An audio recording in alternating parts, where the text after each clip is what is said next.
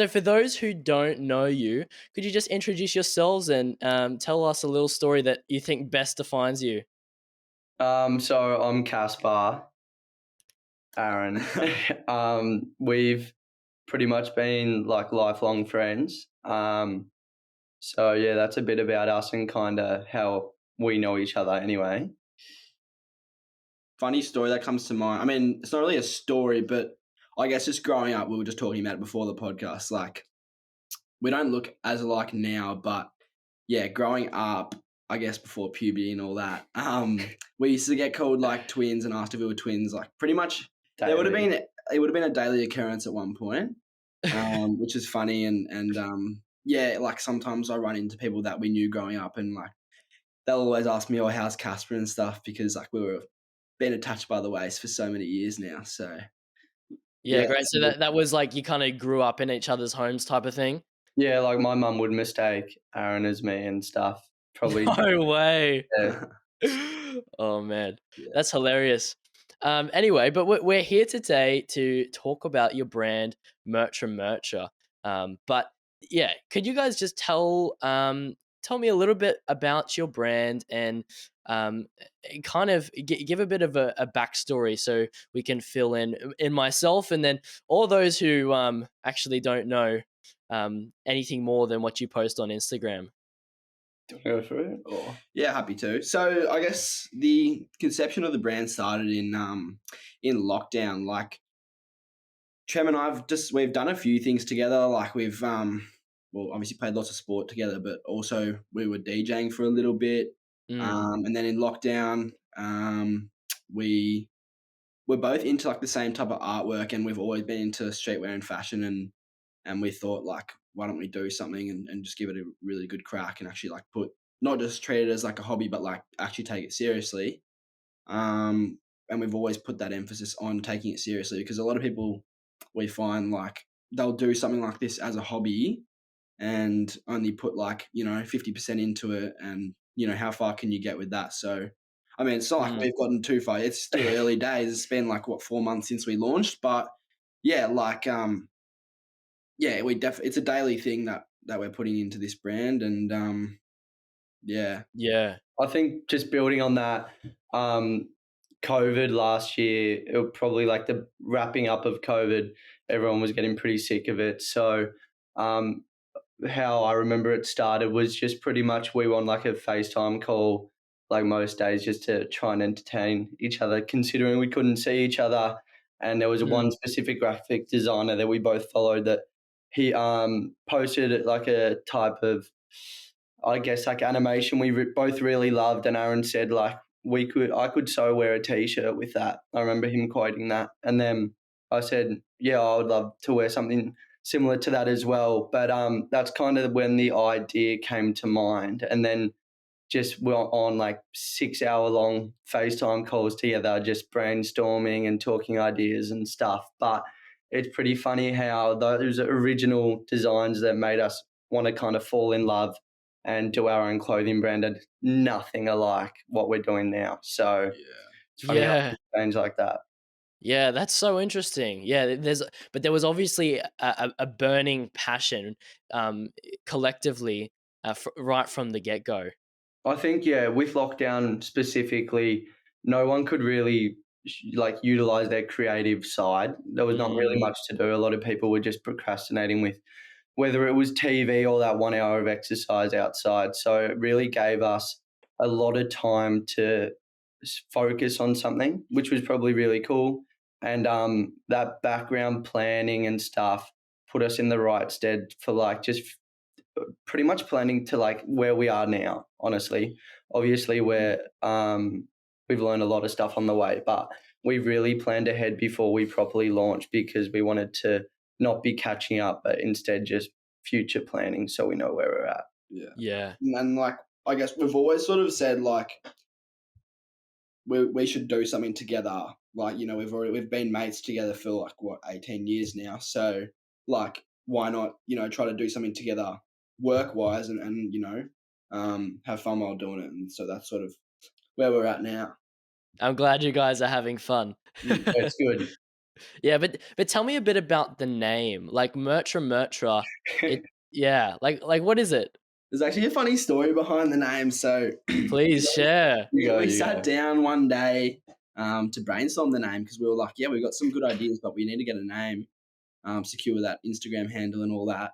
Yeah. And so we got the piece of paper out, got the brainstorm ready, and it just said like name in the middle of the paper, had one line coming out from the middle, and we just said Mertramertra because it's stupid, but it's Mert. The part of Mertra is like trem backwards. My last name, Tremlett. Yeah. So Right. MERT and then Aron. So pretty much RA. But Right. we kind of used to give ourselves that. I don't know who came up with it, maybe Az, but it was kind of like we just called ourselves that a while ago. And it kind of made sense because we've always kind of referred to that. In saying that, though, we came up with that literally the first thing. And then probably a couple of weeks after, we'll continue to plan.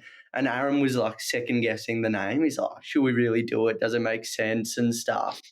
And I think we spent probably a solid 2 days brainstorming every name possible in the world, like just to make it, I don't know, a bit more of a normal brand name. But we ended up just sticking with Mertramertra because it made the most sense and it's a bit different. So But yeah, we've probably still got that sheet somewhere where it's literally just like name ideas and then just one idea, and then the page is blank. So Meant to be. Yeah, absolutely. I think it's interesting that some of the greatest brands, the brands that we look up to, the names don't make sense. They're not words, you know. mm, And sometimes even with a logo, it's the same thing. Like it has nothing to do with the brand. Take Nike, the name. Like what the heck is Nike? What's a Nike? Like true. it's nothing to do with shoes. It's nothing like. We But discussed that. It's like at the yeah, end of the day, people aren't going to buy your stuff because of your name. You know what I it's mean? yeah. It's what you're producing. So it's like Yeah, tangible goods that like they can wear. So that's right. And a name is simply a vessel to be known for. So like you take again like this example I gave of the logo, like a logo like Apple's. You know, Apple has nothing to do with technology, mm, yet they're the biggest technology company in the world, and they're like it's crazy because like yeah, Apple has nothing to do with it, but it's simple and people know it. Like it's familiar, and yeah, that's why it works. And same, I think, with a name like Mertramertra, it has sort of like a chant to it. You mm, know, it's certainly memorable. I read it the first time, and I didn't forget it after that. yeah. I remember one of like the first people we started working with asked the same thing, pretty much saying like, "Oh, what's it mean?" And we explained, and he goes, "Oh, it's pretty weird." And then he followed it up with like sometimes weird can be good because it's really like memorable. And Mm, so not that it's a big deal, like we didn't really put too much emphasis on creating like a very rememberable like brand name or like being a hook. But yeah. um, anyway, that's just how it's gone. yeah, no, I heard this quote. If you need to remember to do a specific task, place an object that you associate with that task out of place, and then every time you see it and notice that it's out of place, you will remember that task. Yeah, And it's it's the true. same with a name, like Cool. with such a sort of, it's a strange name. It is like Yeah. I mean the guy you spoke to, I don't blame him. It is a bit weird, but it is exactly like that. It's out of place, but you see it and you remember it each time. Mm. So yeah. No. Oh man, that's great stuff, guys. But it's so great to see that. So you guys, you only started out like this year. Have you had any past experience with clothes, fashion, business, anything? Yeah, I can just answer that quick and you can build on it as, nah, like not at all. Obviously, Az and we've always loved fashion. And I think for me Mm, specifically, I loved just shoes as well. yeah. So kind of building my fashion upon like buying a new pair of shoes, you know what I mean? Like building an outfit. I'd say that's where my love for streetwear kind of came about. And then I've not really done anything to do with it. We hadn't thought about it until like COVID and lockdown, as we said. So Business side of things, nah, I had never really researched fashion like in deep either. So same as you. Yeah, I mean, no degrees or anything like that, or like studying it at uni or whatever. We've both always been really into streetwear though, and shoes Mm, especially. yeah. And yeah, that's pretty much it. Like, Yeah. Cool. So So we kind of it's just did it. Yeah. it's just you learning on just the did go. it. I think Yeah. the biggest thing, because yeah, so we did launch this year. First collection was Mm, in February, but we started it like well before we launched. So we've had a bit mm, of time. It's coming up to a year now, or maybe it's already past a year. I don't even know. I've lost track. But yeah, it was all just about like learning quick for us because we had no like choice if we wanted to launch. yeah. Web. So Cool. Yeah, yeah, so it's you've been sort of active and on the market for about 4 months, and then but this idea or you started getting the ball rolling about a year ago now. Is that Yeah. right? I'd say that we wanted to launch a lot earlier. Like I remember in Mm, our original business like plan. business planning, it was kind of like October, November time. But obviously that was at the very start of our planning and we had no idea what kind of went into it. So both Aaron and I kind of divvied up roles that like we've got strengths in and decided to learn the ins and outs of kind of the industry. Obviously, still learning a bunch every day, but just because it was the two of us, we kind of had to learn from the very start and didn't have like the very start. I mean, didn't have a mentor either, mm, really. So yeah. no one we could just call up and be like, "Oh, how's this work?" and stuff. So we had to research it ourselves. Yeah. The Yeah. only thing is, like, should add that I do have it like history in graphic design a little bit, like nothing Okay. crazy, but studied it at school, did it as a hobby for a while. So we work with a graphic designer also. So um, yeah, that's pretty much. Well, I think that is definitely helpful having a bit of prior knowledge in something, particularly in graphic design when you're designing Yeah, t-shirts and stuff. Yeah. Even if you do go to someone that you can appreciate for their skill that's put in the time, but um, you're able to, check in what they're doing and have some understanding. I think that's definitely helpful being um, business owners. Um, but I want to go a bit more into kind of those early days of your business. This is after you launch. But first, I asked this to all my guests on the podcast. Can you explain, so both of you separately, in one sentence, what streetwear means to you? Your answers can be similar or totally different. I'm curious. jeez. Go for it. Do you want me to go? I'm happy to. Yeah, Az can go first. Yeah, I mean, I'd say it's just like a dynamic sort of thing that's like constantly evolving and changing, and it's just a way of like expressing yourself. But it's also, a way that you can sort of join a kind of like group, I guess. By the way you dress. A good Mm, example would be like push pull. Like you see push pull out on the street, and they're part of a community if they're wearing those garments. So yeah, it can be like you're joining a club by wearing a particular garment, but it's also, yeah, how to yeah. express yourself and, sticking with the times because, Yeah. streetwear now versus 10 years ago is, it's like black and white. So, Yeah. Very different. And then just me, just building on Aaron's, I think just like it's a representation of your personality. Um, as mentioned, it's pretty much it changes every month or whatever what people are into, the kind of trends, and that's kind of Mm, like people's personality. You grow and develop with that style, I guess. If I look back at photos and same as from 3 years ago with what we're wearing, we kind of look at ourselves thinking we're a joke, but at the time that was kind of what was yeah. in and what was trendy. So um, I guess like people's personalities develop, and so does people's love for the clothing they're wearing as well. yeah, definitely. It's that fashion cycle. I don't know the exact year blocks on it, but there is definitely a fashion cycle, like any sort of popular culture. And it just comes back around. Like there's a bunch of times where I've worn like a jumper or something, and mum goes, "Oh, they were like trendy in the '80s," and Yeah. I think Uh-huh. it comes in fashion, out of fashion, does a whole loop, and then comes That's all back. style. That's all style for you, hey? Mm. Yeah, cool. Well, no, that's. I'm glad you actually mentioned about streetwear being a sort of club, because um I definitely support that ideology that yeah, and I think that's something that needs to be upheld in and in the front of the minds of business owners with streetwear fashion brands, that it's a club and you need to really make it a community, and that's when people get around it. 100%. Um but yeah, just moving into sort of the early days of your brands. So I actually I heard of you guys because a creator that I follow from Melbourne, CK Creative.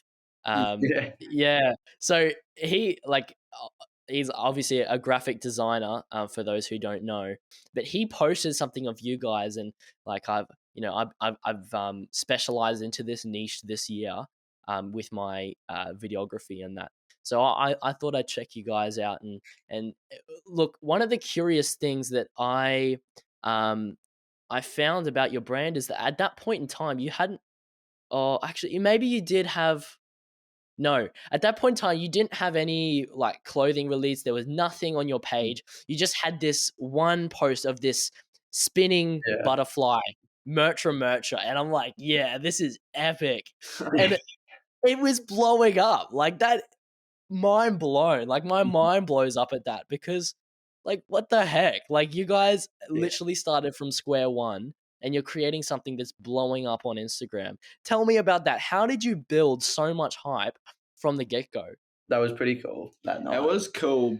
I think like look, we've got our own personal accounts, and so Mm. I think people had known that we'd been working on it for a while and working hard at it, Especially our good friends. Like we were we told no one for the first 4 months probably, except our families. Which I remember people are calling like when we're out of lockdown. What are you doing? And Az and I said we're just studying, and then there was no uni on and stuff. So like they're like, what are you studying for? So, Yeah. stock market. yeah, we're like the stock market and stuff. So didn't tell anyone, and then we slowly kind of put the word in. That's what we've been going for, Yeah, and then and so I think once we finally, made that, like pulled the trigger and posted that, and then announced it on our personal accounts and stuff, people just got around it and sharing it. So once you share, like that's huge. A share is like massive. So lots of shares helped, and yeah, that's sort of how we got off to a good start, I think. Yeah. yeah. Yeah, cool. So do you think so at the start would you say it was mostly friends and family? Yeah, Yeah. so definitely, we've got a pretty good support network. Yeah. Whether that's friends and family that have always like supported us. So at the start, I'd say for sure a lot of our initial 200 followers or whatever it was, probably 95, even higher, people we Yeah. knew to a degree or friends of friends and stuff. Yeah. Especially Mm. since, as you said, the animation was the first thing, so people might have not even know what it was a streetwear brand or Yeah. whatever. Like I'm sure Yeah. people saw that post and they're like a lot of people would have followed, but a lot of people would have been like, well, you sort of haven't done anything to earn my follow yet, if that makes sense. Like it's Yeah. just even though it's cool animation, like it's just an animation. So I think Mm. like once we started to post more, yeah, that's like when those kind of people, we won them over. Well, some of them anyway. And yeah. Yeah. Cool. Do you think you're still riding that wave of friends and family, or do you think it's moved beyond that since then? I'll let Az answer this one. Yeah, actually, it's funny you asked that because I was just reviewing, so we've had 3 drops now. Hmm. I was reviewing like the percentages of people we know versus don't know in terms of customers from Yeah, talk to me about drops. that. Yeah, So we've so got them written down. yeah, they're right here actually. So Oh, one, goody.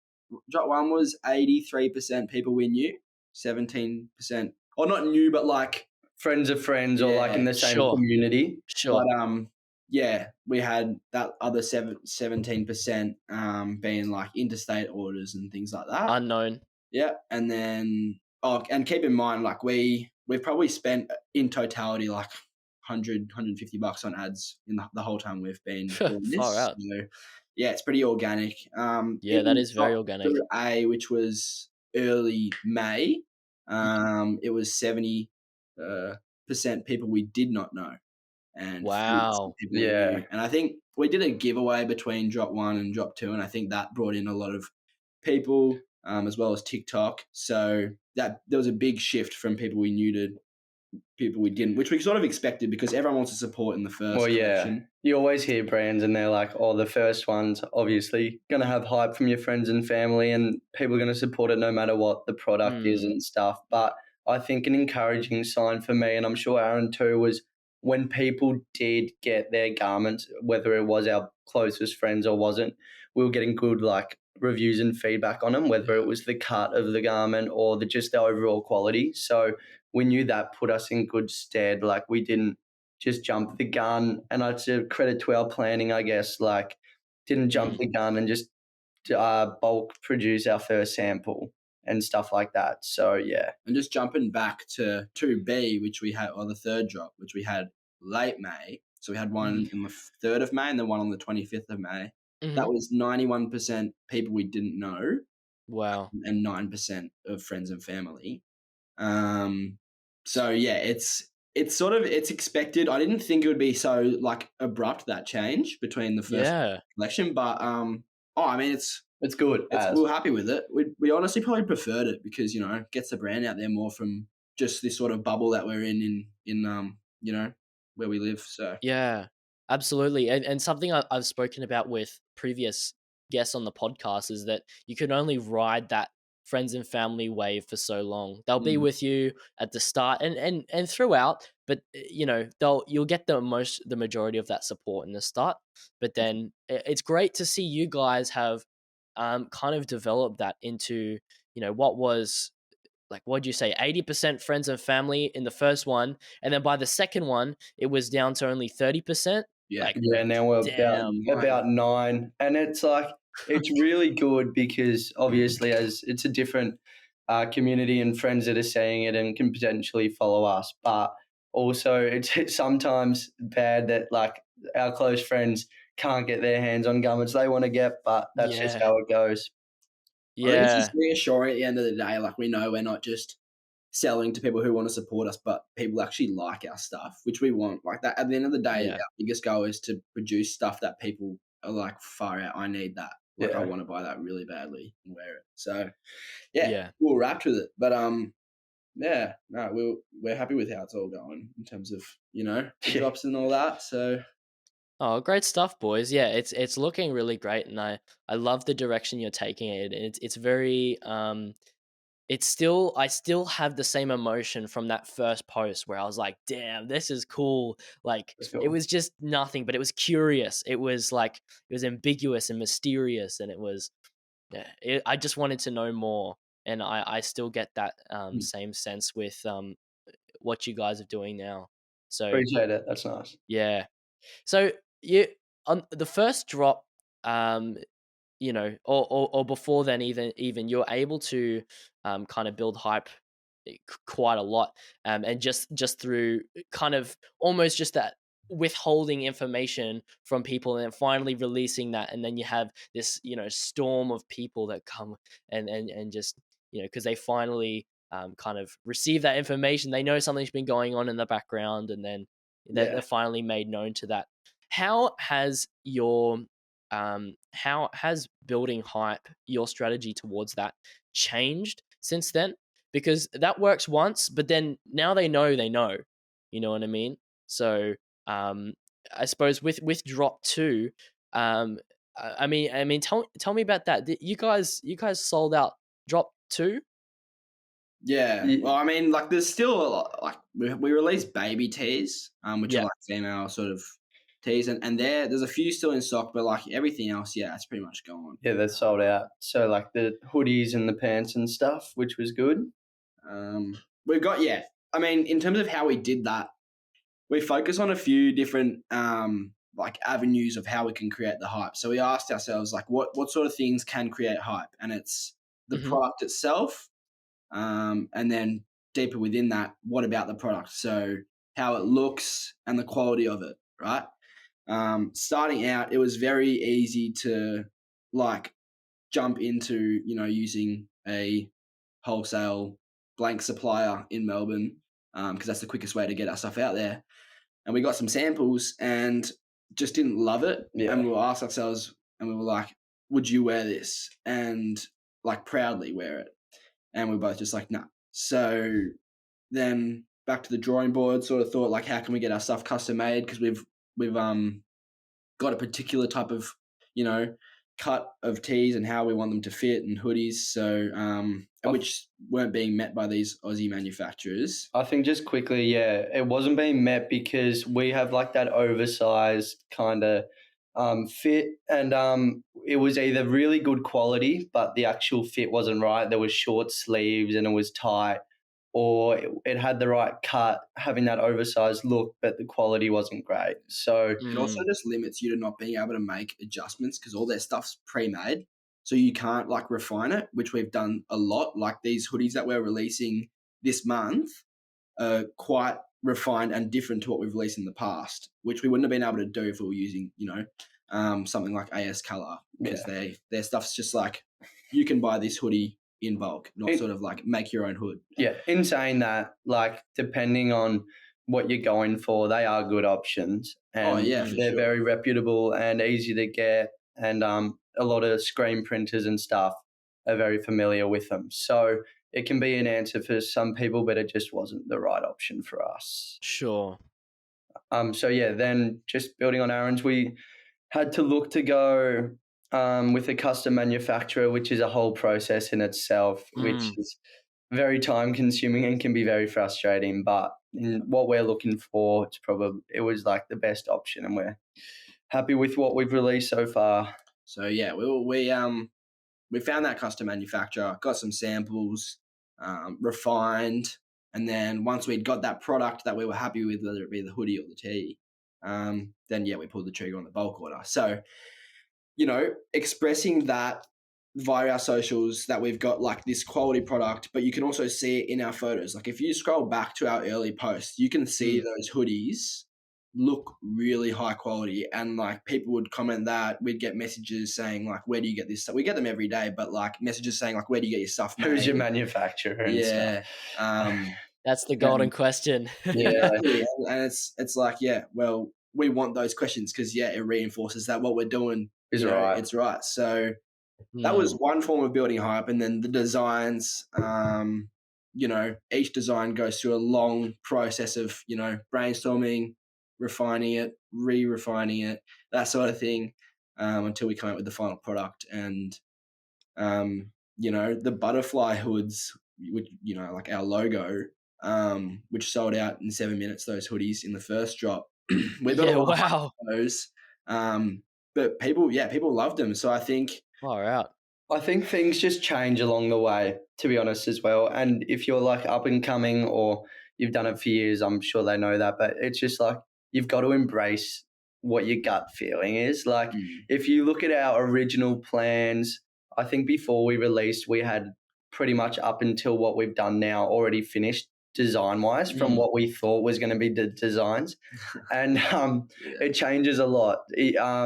We had a lot of scrap designs, which is fine. A lot of scrap designs, though. And the whole process would be like Az and I on FaceTime, or when we could after lockdown in person, just doing like a 10-15 minute brainstorm, kind of bouncing off each other, which I think a lot of creatives like to work off that because you can build it on like everyone's input and stuff. But it's even been in drop one. I remember one of our t-shirt designs, we were so happy with it. It was honestly probably our first one, and it was like been locked in for 6 months. And I remember Aron calling me like maybe a month before the drop, before we were dropping the t-shirts to our screen printers, and said, Trem, I don't love it anymore.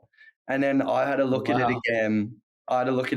And I was in the same boat. We're very similar. So it was back to the drawing board, and it can be as late as that. So we've changed our mind a lot of times. We've changed designs like the day before we got them printed, and then we didn't regret it either. Like sometimes it's just meant to be in that sense. Like I'm sure it might catch up to us one day, but it's I remember I was listening to your Snakehole podcast just before we came on here, and they were saying how if you look at designs from 4 years ago, they can think of how to change it or what they would have done now. And I Yep. think it'll be the same for us, but we're obviously just getting started. So And I The think curse of hindsight. yeah, pretty much. Yeah. That's just one other thing, like, to quickly touch on starting out for us, like, because we're still really new to it. It's actually one of the things that we've had a bit of trouble with is making sure that our designs are like, they make sense in terms of being consistent, like sort of having the same vibe and feel, and that's like another reason why some designs that we had initially we cut, because they didn't really align with what else we've released. So Yeah, because I think our whole kind of original vision and story we were trying to like tell, and like that community aspect has totally changed. Yeah. So at the start, when we were kind of gradually changing, we were saying, "Is this the right move?" and stuff. But I'm glad we did, because it just wouldn't make sense, and the products wouldn't be as loved, I don't think, because we didn't love them. And at the end of the day, as a lot of producers say, what's the point of producing something you wouldn't wear? Especially since our target audience is people around our age. So yeah. do you want to just touch on like our social media presence in terms of how we build that hype? Yeah, Go sure. for it, guys. So yeah, social media obviously these days is just, it's the way to go. Like that's how everyone sells it. I remember like telling my mum we were doing the clothing brand, and she goes, "Oh, what stores do you want to do? Or are you going to open a store?" And I was like, "That's not how you're going to do it." So yeah, we're kind of going for that drop structure and stuff. With that, it can be very hard because you don't have stock all the time, and in between drops. I think with social media and stuff, it's just all about being consistent. So Aaron and I have like held ourselves to pretty much posting twice a week, which we've done pretty consistently. I think our longest break has been 6 days since we launched. It's tough though, like finding content to post twice a week when you've got that really down period. And we had like a 3-month gap we had a between the gap. first and second drop, which wasn't technically our fault, the whole of it, but that was a really tough period. Like Az and I be on hour-long phone calls, literally trying to come up with a quality post, not just like posting for the sake of it. And I think, doing that and being able to post so frequently, like when brands go on sort of like a hiatus and they don't post for like, you go on their page and their most recent post was 10 weeks ago or something. Like, how can you sort of connect, what we were saying before, like build that community or connect with your followers? And so if we're posting frequently, people don't firstly forget about us. We stay, relevant or whatever. And, everyone's up to date with what's going on. And then once we finally drop, everyone's been waiting for it. We've been building that anticipation over the socials. Especially the last week. The last week, very important in terms of like, if you're just constantly reminding someone like this awesome product that they might want is coming out, like give them the time and stuff. Just the more you remind them, the more they're going to remember to get on the site on drop night. So I think Instagram is where we mainly are. We're trying to branch onto TikTok more consistently, but still wrapping our heads around that because that's a different ball game. But brands are just killing it on there, and it looks awesome.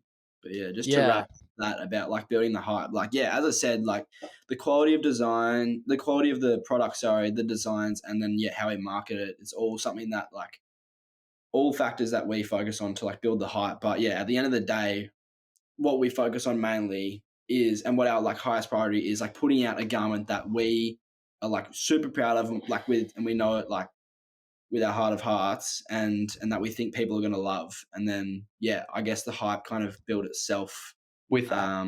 With that. So, and I think lastly, if you look at our Instagram and stuff, like obviously we want to create professional content that looks really good and is high quality, but we don't want to be seen as like a professional brand. So you'll see our faces are in it on our Instagram stories and stuff. You see us a lot in it, or just us working and having fun at studios, especially TikTok now. And that's a great way to build that community and connection, so people know like we're two young guys, like pretty similar age to whoever's watching, just having fun with it and learning along the way. So being completely honest and showing our personalities along the journey, so we kind of can create that connection and stuff. So whether that's in DMs or just our content in general. Yeah. It's interesting you say that about um saying how you want to keep it professional, yet you post things like that on your page that maybe aren't so cinematic as such. Honestly, like, stuff cinematic sometimes, man. Yeah. Like, it, there's something so valuable. Like, I made a post this week about what it means to create brand personality and what that looks like in the context of a streetwear brand, and how important it actually is to not kind of stick with that corporate look that it's been forever since the beginning of eternity, and how it's important to show your face, show your voice, who is behind this brand, and who are its customers, Yeah. who's buying the clothes, and these kind of things are so very important, and particularly just linking this back also when building hype. People don't get around a corporate company like come on, like, Yeah. when do you really, like, are people lining outside Centrelink because they're waiting for their, like, new drop? No, they're not. Like, that's so silly. Like, it's a silly Selling merch. example, but like, that's not why they're lining up outside Centrelink, like, Look, yeah, I mean, if you're it not showing your personality as a brand, which is like most people do it, to be honest, but yeah. it only gives followers one reason to follow you, and it's because of your product. Whereas if you're showing your personality as well, there's two reasons: it's either the product or these guys are cool. I want to see what they do, support Oh, them. that's perfect. So Yeah. yeah, And I think that vision of ours changed from our original planning. I remember our original planning, we were looking at like designer brands and stuff, and you look at their Instagrams and everything's like cinematic, like we were going to movie stay type. anonymous as well. Yeah, we're going to stay anonymous, like not follow like ourselves or just post ourselves at all, just have the content. But that shifted very quickly, and I'm glad it did. So just going off kind of what you were talking before about your consistency on social media and that kind of stuff. Like, I love how you mentioned how important it is to post consistently, and I get this a lot on the podcast, but 2 times a week, like you said, that's a lot. Like, that is a lot. What does your strategy, your content strategy look like, and how do you continuously and consistently post to social media in order to build that hype? You can go that. Yeah, so in terms of our strategy, it's basically what can we post. Yeah. So we don't follow a formula. It's more just like, what would be cool. What haven't we shown them yet? What could be a good post? What makes sense at the time as well. Yeah, because like sometimes you'll have an idea that's like we've got no other ideas, but it's introducing like a new item or something, and that's just, you're not going to introduce an item when it might be released and you might not have the actual finished product for another month or two. Do you know what I mean? Because that ruins the hype as well. I guess what we found anyway. I guess one strategy we've got is like what I've done on my phone is, you can draft posts on Instagram, and I've got a bunch of drafts posted, like drafts drafted. Can't speak. Just in case, we do struggle too much to the point where we need to post one of those drafts. Whether that be like just a cool photo or something like that. So like we've always got something ready, but ideally we do something with a bit more meaning and something that's actually going to be received well, rather than just like something aesthetic and stuff like that. So we haven't really done a lot of those posts, but they're there. But it's look, now that things are speeding up a little bit in terms, because we've got new manufacturers who are a bit more on the ball and faster. We've got that content to post more consistently. But the toughest times are during that down period, right after a drop. And you're like, you don't want to release new garments yet, but you also don't want to have like a cooling off period, just recycling the same products you've already released. And like people might say, are these restocking? You go, nah, because that's how we don't restock anything in terms of the Yeah. same color garment and whatever. So And then like posting And it- something that's sold out. Yeah. It's just yeah, and then it's like it's not building an attraction to that, which is what we found. And in that 3-month period between drops or whatever it was, I think maybe just under 3 months, it got really hard. But yeah, bit of brainstorming. it is what as it well. is. Like our most recent post was like a photo of our first ever t-shirt sample we got versus our latest tees that sold out in half an hour. And we've had that plan for Yeah, oh wow. Guys, just boast about it for a second. You guys are being so modest. Like, I want to hear, we all want to hear, like, about these things, man. 30 minutes. Really? No, well, we had 2 colors, black and grey. The grey sold out the following day, but yeah, the black sold out in half hour. Which we're happy with. But it always feels weird talking about like selling out and stuff because we haven't made it yet, if that makes sense. Like it's not like we're doing like we've done, we're selling out, which is cool, but at the end of the day, like we're not anything like hugely successful yet. So it's hard to be like big-headed and stuff about it. You look at reputable brands like in Melbourne and stuff, and they speak about being in the industry 6 years and stuff, and like you can't really get too ahead of yourself at all, like in 4 months and stuff. And we know there's products that we can do better even at the start. So there's nothing to get, like, obviously we're happy with how it's trekking, but that doesn't mean to like stop improving and stuff like that. It's mainly, and there's hiccups on the ways that people don't see or only see kind of the surface area of. So sure. Yeah, and just like on drop night on the 25th, like, so we sold out those hoodies in 4 minutes, but we also placed an order for samples for our 4th collection. That's what the main focus was. It was getting stuff organized for the future. Like we were happy, but we were like, we've got to make this payment tonight so we can get them ASAP. We're looking to the future rather than focusing on the present, which can be like bad because, people always say enjoy it, but we do enjoy it. We give ourselves an hour on drop night to chill out, but the thing with the clothing brand is there's so many delays like that we never thought of before when we started, like shipping delays, how long it takes to make stuff. So going overseas is, you encounter that compared to like the little like Aussie bulk order of AS or something. So that's why we prioritized ordering on drop night rather than the next day or whatever when, we were packing all those orders the next day anyway. So that would have probably been pushed back to later that night, and then that's a whole day where they could have been making those samples for us. So it's just like, we're definitely, we love drop night and everything, but definitely focused on the future more so. Enjoy that moment and then focus once again. Yeah, absolutely.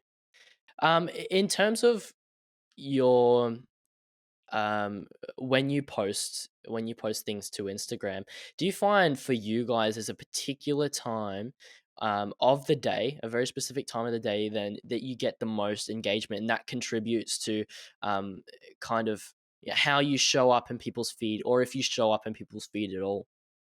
Well, we have had times where we found like we're not showing up on feeds and whatever, but I think it depends more so on the day. Would you agree? Like so, yeah. we learnt pretty early, unless we really have to, or like building the hype like the weekend before the drop, we try and stick it in those cooling down periods to not post on weekends. Being Friday and Saturday, just because everyone's enjoying their weekend, which is what we're doing as well to an extent. So what do you reckon? What's the question again? Sorry. So we usually look to post, so we like to post on a Sunday, just because a lot of people are wrapping up their weekend and scrolling through their phones like on a lazy Sunday. So we usually aim to post most Sundays and then sometime throughout the week on a like weekday night. Before we'd started, we were studying like Instagram algorithms, TikTok algorithm. They would always say like 7 p.m. your time. So we were doing that, or like 5 to 7 p.m. or whatever it was. And we were doing that, and like, it works well. We still do that on a weekday post, but we actually find on a Sunday, which is when we usually post, the morning's best because everyone like around like mid-morning, so like 10 a.m. kind of thing. There Because you Everyone's go. waking up and waking up from the night out the night before and you know, Hungover. see a wholesome Mertra post and give it a like and keep scrolling. So thanks for coming. Yeah. Yeah, no, I see that. I have a cool story, if you don't mind me sharing quickly. But I did a giveaway with something wonderful who was on my podcast a few times ago. They just wanted to give me some clothes for as a thank you, and I said, why don't we give it away as a joint thing between my audience, those who listen to the podcast, and your customers. So we did that. And yeah, oh yeah, sorry, no, it wasn't something wonderful. It was the snake hole, and Right. yeah, it was the snake hole. Sorry, and so yeah, I shared out that post with at 7 a.m. when I released the podcast, and because in my mind I'm thinking like release at the same time because people Mhm. listen to the podcast on the commute, but like No. nah, bad idea. Take that down. Like, oh my goodness, And it's absolute annoying when like a flop. post doesn't Yeah. do as well as you want. I've got one in like one of our, I think it was our third animation or something. We kind of were releasing a new T-shirt from Drop One, and we're lucky enough to have one of our mates who's a DJ. His name's Run for Cover. Quick plug Yeah, to Lands. But he gives us like unreleased music to have those background instrumentals for those animations, yeah, um, cool. which is really cool. But yeah, we like had this animation which was our favorite post, and I reckon to this day is my favorite post. And it just like for what it was flopped. Like Yeah, whether that wasn't getting onto people's For You pages, because there was a few people we asked, did you see it? And it didn't happen to come up for them for whatever reason, yeah, which was pretty disappointing, but that's a while ago now, so who really yeah. cares? It just happens. Yeah, it does. It is what it is, I suppose. And I mean, it's a process, sort of nailing that and learning about your audience to see when they are most active. And sometimes it's a matter. In fact, I'd say it is just a matter of getting it wrong, Yeah, because getting it yeah, wrong is that important. yeah, absolutely. Yeah, cool. Look, I'd like to make a bit of a pivot now, and I want to speak about. I shared about this on my last podcast. I did a tutorial about creating shareable content, and one of the first things I spoke about was actually having a strong brand personality is one of the things that's important with creating shareable content, and this links in directly with building hype as well. But how I shared a bit of a story that you guys posted that I was inspired by and caught my attention, about was it, I think it was drop 2, where there was some issues with manufacturing. Tell me a bit about that. Just give some context around that.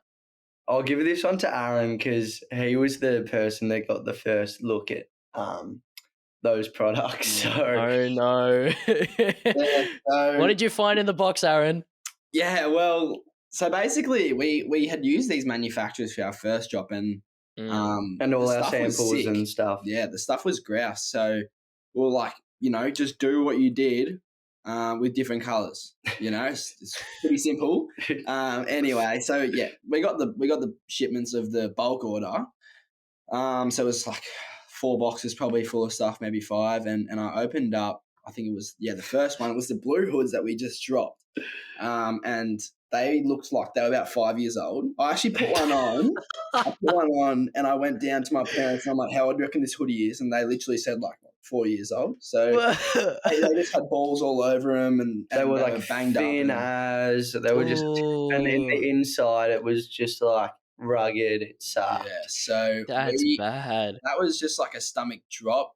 Called Tram, and I was like, We're in strife, in but serious strife. the worst part about it was that was just the start. Like, Yeah, so Oh that's no. the end of the story. So that's one box, and then It gets worse. yeah, well, the brown hoods were fine. the which brown was- hoods were they were fine. So we're like, oh, maybe just the blues were in strife. We can deal with that. Yeah, and then we go to the tees. We had 120 odd tees, in Mm-hmm. 4 colors. Open those up, and just to like give a bit of backstory for people that might not know our brand, like we focus on material composition of the tee, which is 55 cotton, 45 polyester. Sure. It's sort of like a more stretchy type feel, I guess, rather than like, your average 100% cotton tee. But then also the heaviness of it, so the GSM, or grams per square meter, being quite heavyweight.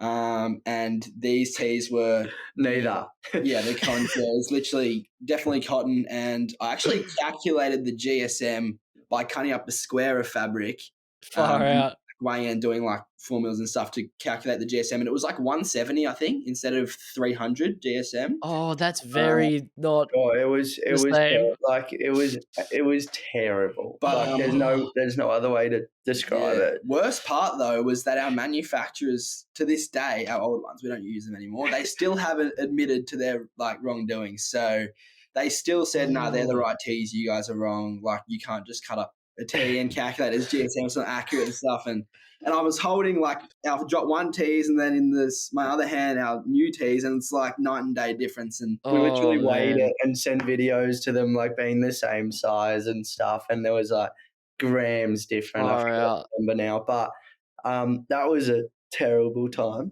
Did you get a refund? no, oh, like no, we didn't. We we all we got though was, so the tees, no refund. yeah, and so we took a huge L on that. Oh, And that they sucks refused early to on. remake them as well. But the hoodies, thankfully, they were Yeah, like, that's send what I them meant. back and we'll make you new ones. But we had to pay for shipping back, which was over $1,000 to get them. No. So it's like, wasn't even. No way. So Yeah, I think we just took an L. Yeah, we like took- not even yeah. to get into numbers, but it was a big Yeah. setback. And anyone that is starting up a clothing brand will know, like money wise, you're very slim anyway. Because even after like a successful drop, if we sell out or whatever, as was mentioning, you're buying samples and like bulk orders within that next week. So you can go from like up, and then you're just back to square one with like nothing in the account again. Yeah. So taking that loss nearly killed us, to be honest. Yeah, it was. Look, I'm glad it didn't. No, but tell you what, like, I'm so glad it happened, because like it was a blessing in disguise, in the sense that we found these new manufacturers who, like, their communication is great, they're honest, fast, quality's unreal, their packaging care is great. Like, our new shipment came in, it was like triple wrapped, and then each piece had its own wrapping as well. So it's like Great everything's stuff. really well treated, and So it's a step up. it's a but step up, yeah. And we didn't like, looking back at it now, we're glad, but at the time we were very content with what happened in drop one, and we're like, let's just do a new design and do new colors and stuff, and hopefully it'll be just as successful. And it didn't happen to be that way. So Yeah. a big hiccup. That's tough, boys. Yeah. Oh man. Yeah, look, and I'll tell this part from my perspective, being kind of on the other end of this story, seeing the post come out and kind of reading about it, and at first I'm kind of thinking, well, I'm okay with this, but how is everyone else going to receive this? Like, you've already announced your drop at this point, you've got a date on it, and it's just it's going to have to be pushed back. And so, but I read the comments, and it's just all it is support. It was all love, yeah. It was all love, exactly. And I think in that moment, people definitely appreciated what you did. Like they appreciated that you came clean, that you didn't stuff anyone over. Like you could have very easily done that, but you came clean about it. And the obvious, well, not the obvious option, but like if we really wanted to, we could have released those tees and find a way to release those hoodies as well. Sure. But it just wouldn't make sense, since we just prided ourselves on like wanting to release products that both we wanted to wear and rated in terms of quality and stuff. Absolutely. So it was good, to be honest. Yeah. So tell me about that drop then. So you split the drop up into 2A and 2B. how do you think this that setback sort of affected that drop? Was it positive? Was it negative? Was the hype still there? How did it contribute? I think overall went I think it was pretty definitely positive. pretty Yeah. well. In terms of overall planning and stuff, we'd always like in lockdown, like especially as and I, our favorite brands do drops, and those big brands do like a bunch of products, obviously. But so our Mm, first one had a lot more products, but being forced to split our second drop into two, yeah. um, we were gonna trial and error like smaller drops anyway, and it kind of forced us to do that. So um, it's a bit of a change in the process that actually worked out well, and we probably will take on that news in the future. Yeah. Um, Yeah, I think the drop structure for us, like that big drop that we initially had planned, it was a 10-piece drop for drop two. Like it Mm, was way better splitting that up. I reckon. You know, when there's so much for people, like there's so much, it's almost like available. Sorry, so much available. There's almost like too much available. When there's less, yeah. people can look at each piece and really like decide whether they like it or not. Versus like 10 pieces, I don't think people are really going to take. People are busy. So if I see 10 pieces from a drop, I'm not going to look at all 10 pieces personally. It's So, true. and I Yeah. think even if you do have the time to look, which many people don't, you just scroll. But it's like if you like two or three of them, like you're probably not going to want to spend the money to get all 2 to 3 as well. Whereas if that like 2 to 3 items that you like gets released in a 2 to 3 month period, you might buy one each monthly as well. Yeah. It's Um, interesting the psychology of selection. If you yeah, have a larger selection, it's counterintuitive. People don't respond to that. If you have two products there and they like one, there's no room for fence sitting. And yeah, there's also no room for for them to go somewhere else because they're like in their mind they're thinking I have two options here. Buy this one or buy yeah, this one or yeah. not at all. I like one of them, I'm going to buy that. And it's like I don't know if you guys have this in Melbourne, but for my Brisbane people, Cafe 63, they're kind of like they're like a chain cafe, you know. Like the McDonald's version of a cafe, and they kind of they pop up all around the place, but their menu is just whoa. Like you look at it and it's like where the heck I even start, you know? And Mm, this is why like people will go to a specialty restaurant over yeah, a pub, because a pub, like, where do you even start? A specialty restaurant, you know what you want, you know what they sell, their menu's smaller, and it's just like you go to eat out to make things easier, mm, and and in a way it's the same with clothing, that people respond much better to a smaller selection than every color under the sun, yeah, and all so they choose the design they like, they pick their style, there it is in a single color, great, they that's it, that's the way yeah. to It's go. just the specialty stuff. So yeah, what you Yeah, specialize in and whatever. yeah, absolutely, absolutely. So yeah, look, it's great. So you came clean about it, you did really well, and obviously it was a better experience, you think, selling drop two in two parts in a way. yeah. Yeah, yeah, for Yeah. sure. Yeah. So and then do you say drop 2B is your third drop, or I have Yeah, mean, you technically it is, but it's part of the second drop. But yeah, I yeah, it mean, was a third dropping of items cool. yeah, essentially. Um, Yeah. but third yeah, release. Yeah, Yeah. No, well, honestly, you guys are doing I'm just mind blown of what you've been able to do so far. At first, maybe I was a little bit skeptical, to be honest. Like, is this just their friends and family? Are they just extremely popular people? Like, but obviously, like, I mean, the numbers don't lie. You guys are definitely developing into a brand that's really, really healthy, and it's going. It's only up from here. But just before we finish things off, is there any sort of silver bullets, a particular piece of information that maybe you can share with some brands that struggle to build hype around their products? it's a good question.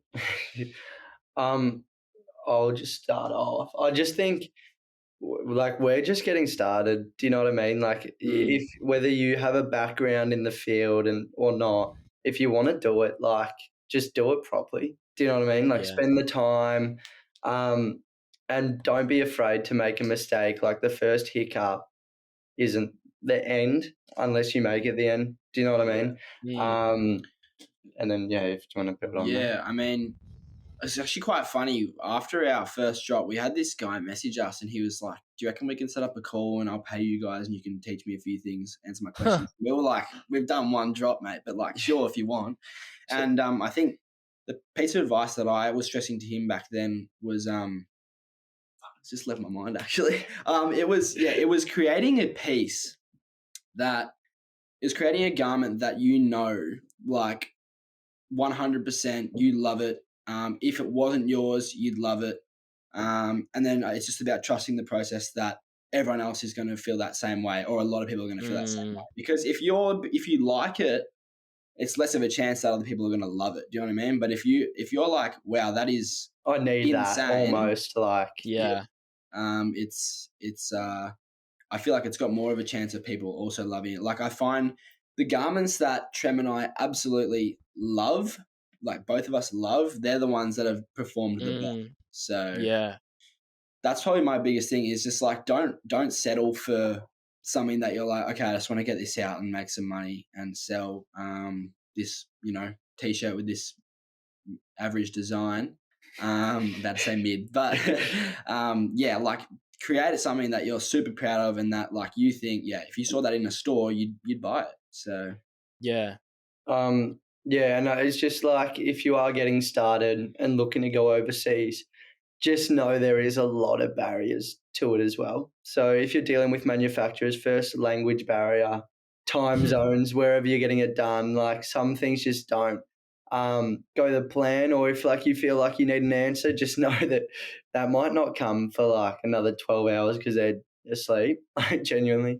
Um, but yeah, there's just constant just preparation for worst case scenario, which we probably didn't do when that manufacturer stuff happened, but like just shipping delays and stuff Mm. like that.